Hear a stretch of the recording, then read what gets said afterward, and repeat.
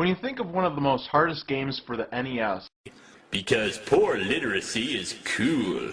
I guarantee that Ghosts and Goblins is probably on your top 5 list. If not, then it's time to make some room, because we're busting this game wide open. Now before playing the game, you're shown some backstory. And it turns out to be the same classic romantic tale of guy and girl fall in love, guy and girl go out for a picnic. Girl then gets kidnapped by the devil and takes her back down to hell with him. Whew, this is some heavy shit. Well, as long as he's on his way down to hell, can he at least take the movie Wicker Man, starring Nicolas Cage, along down with him? That movie was the biggest piece of shit I ever saw.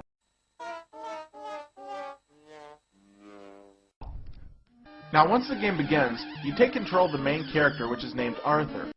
Because poor literacy is cool. Your main goal is to go around and slash your way through 6 stages of Ghosts and Goblins in order to save your girlfriend. I didn't know. But here's the downside, and this one's a doozy. Get hit twice, and you become maggot food. Shit!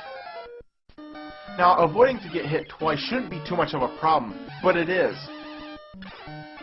The levels are huge, they're hard, and they're filled to the brim with a fuckload of enemies. I mean, look at this shit.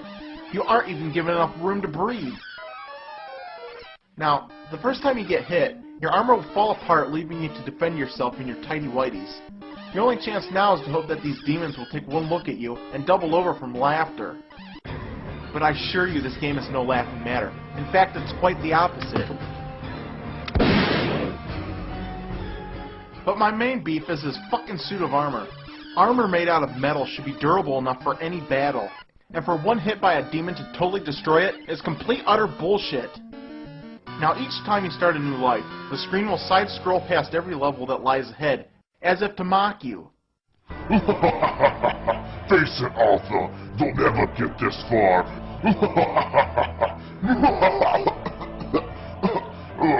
Excuse me. Along your journey, you're going to encounter a lot of enemies, each one more powerful than the next. So count on cheating if you intend on seeing anything past level 1. Because there's nothing, absolutely nothing in this game that will help you against the 2 hits and you're dead bullshit. That means no magic mushrooms, no red hearts, not even a fucking power pellet. But what they will give you is a lame-ass fireball weapon. This piece of shit is awkward to use, and it'll hit your target 1/4 of the time. If you see it, just avoid it. And another thing I don't understand is that sometimes enemies will drop little bear statues that give you points. Points? Is that really necessary? For God's sake, I've got to worry about zombies, bats, demons, warlocks that'll turn you into a frog, demon knights, plants, dragons, ogres, ghosts, goblins, rancors, skeletons, and they want me to worry about some fucking point system too? How the hell is that going to matter once you save the princess? It won't, so fuck the point system. I'm really wondering what kind of age group this game was intended for, because if I can't get this far, how is a young kid going to do any better? Well, that's why I invited my little cousin Joey over to see what he thinks of this game. How you doing, Joey? I like games. I like games. Ghosts and Goblins. Ghosts and Goblins. Okay.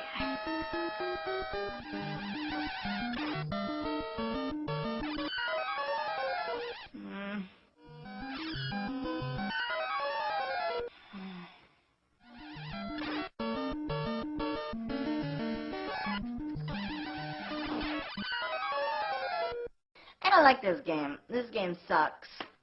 Well, thanks, Joey. Now, once you pass level 1, you find that each stage is harder than the next. I didn't know.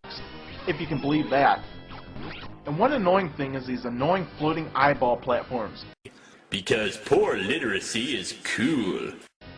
Each one moves at a different speed, which makes moving from one to the next very difficult. And if you don't jump in time, you'll be knocked off your platform completely. I didn't know. Damn it! So, if you're lucky enough to survive the onslaught of enemies, you'll find yourself at the end of Stage 5 to fight off 2 giant bats. Now, once you defeat them, it's on to the last battle, right? Well, you better have been lucky enough to find this special shield, or you ain't going nowhere. In fact, you're going right back to the beginning of Level 4. Yes, you heard me correctly. Back to the beginning of Stage fucking 4. Now, once you find the shield and make it back, then it's on to the final battle. And this is it. The war between good and evil ensues. A battle of wills, a battle of wits, and a battle of... This room is an illusion. A trap devised by Satan? And now they sent me back to level 1 to beat this game a second time? Fuck! You douchebag! I tricked you again!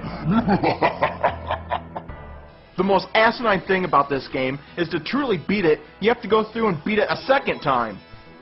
So that means twice the ghosts, twice the goblins, and twice the bullshit. But this time, it's personal.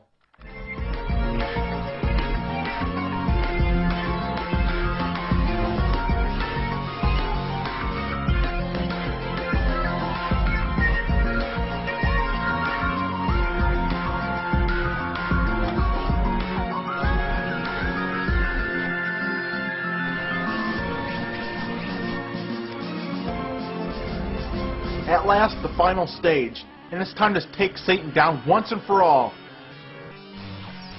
Now let's blow this thing, kid, and go home!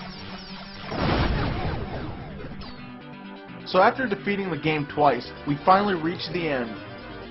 But wait just a damn minute! This story is happy end? Happy end? Are you kidding me? Are you telling me that somebody forgot to proofread this thing? I mean, this should read, this story is a happy ending. And I'm pretty sure congratulations has an S at the end. And with only 4 parts of this game requiring text, how the fuck does this even happen? You can't even enjoy your victory. I must quit smoking. Well, that's it. I cannot take any more. I've had enough of this fucking game. It's time to send you back to meet your maker.